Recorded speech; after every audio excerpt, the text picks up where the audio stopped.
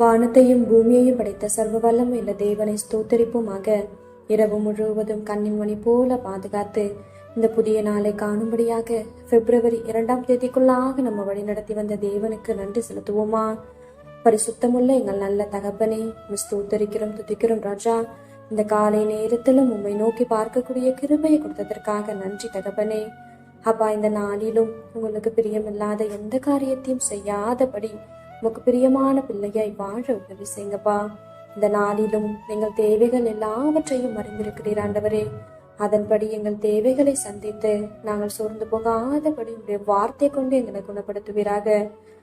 ஆண்டவரே, இந்த நாளிலும் நாங்கள் யாரையும் குறை சொல்லாம யாரையும் குற்றப்படுத்தாமல் வாழ எங்களுக்கு கற்றுத்தாங்க ஏசப்பா.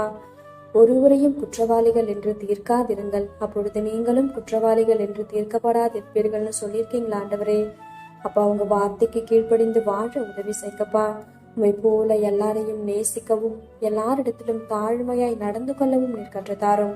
இந்த காலை நேரத்தில் ஜெபிக்கிற ஒவ்வொருவரையும் ஆசிர்வதிங்கப்பா.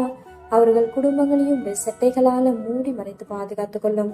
துதிகான மகிமையெல்லாம் ஒருவருக்கே செலுத்துகிறோம். இயேசு கிறிஸ்துவின் இனிய நாமத்தில் ஜெபிக்கிறோம் எங்கள் ஜீவனுள்ள நல்ல பிதாவே, ஆமேன்.